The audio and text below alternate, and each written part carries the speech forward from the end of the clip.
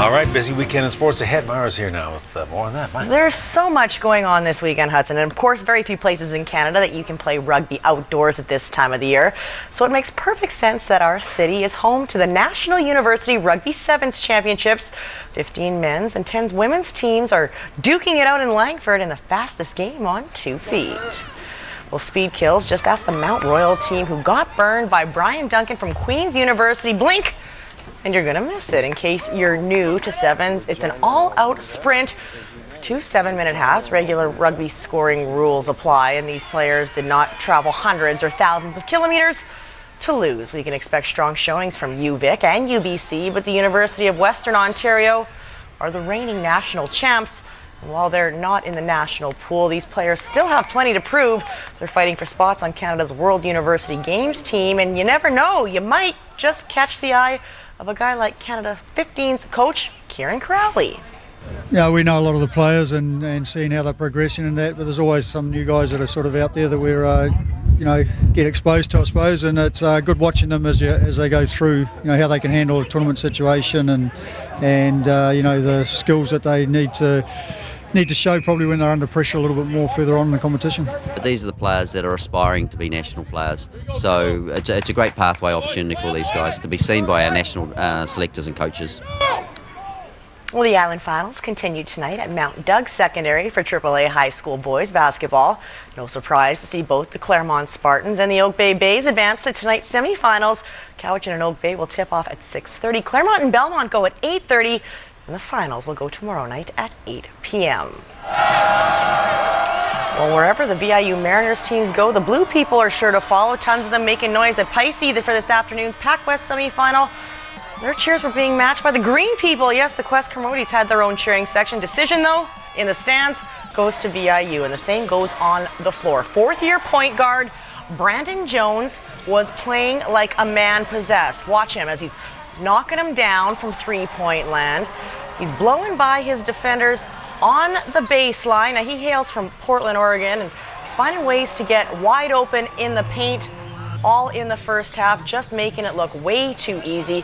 The Mariners led 48-35 at the half, and Brandon Jones poured in 30 of those 48 points, and he had 3 assists. He sat almost most of the second half. The M's ran away with this one, 81-51. They will play in tomorrow's gold medal final. No pressure in that game. Both the first and second place teams will go on to the Nationals. Well, only 10 regular season games remain for the Victoria Royals, and this team is desperate to get on a bit of a roll heading into the playoffs. The Royals haven't won a game since February 10th.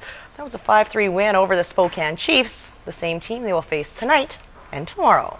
Yeah, we're really familiar with them. The last win we had was against these guys. So, and for me coming back into the lineup, it's the first time I've seen these guys in a while. So it's going to be important for me and important for our team to establish ourselves tonight early on in the game and do something good with it. Logan Nelson had a pair of goals in Wednesday's loss to the Lethbridge Hurricanes. Keeping the puck out of the net has been a real problem lately. During this 7-game skid, opponents have scored 35 times on Royals netminders. It's an average of 5 goals per game. Well, Jamie Benn doesn't like his team being embarrassed on home ice, and he took out his frustrations on Edmonton's Ryan Jones late in last night's 5-1 loss. Ben was given a 5-minute major plus a 10-minute misconduct and kicked out of the game.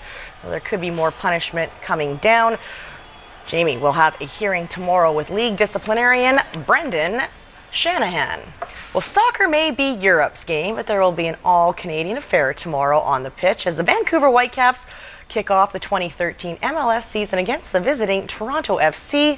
The Caps are coming off a history-making 2012 season that saw them become the first Canadian club to ever make MLS playoffs. They just said, look how far you've come in the last 6 months since I've come in and trained, since coming back from Europe. And you say, keep going, keep pressing, and you never know where you're going to go. So it's, nothing's set in stone, and it's all there for the taking. It's just a matter of how hard I work.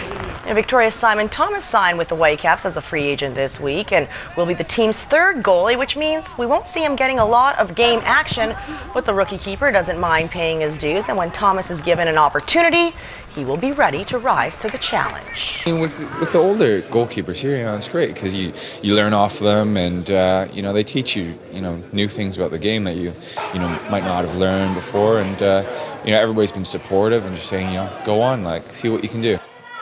Joe Flacco is about to become the highest paid quarterback in the NFL, making Drew Brees money around $20 million a season. Not bad.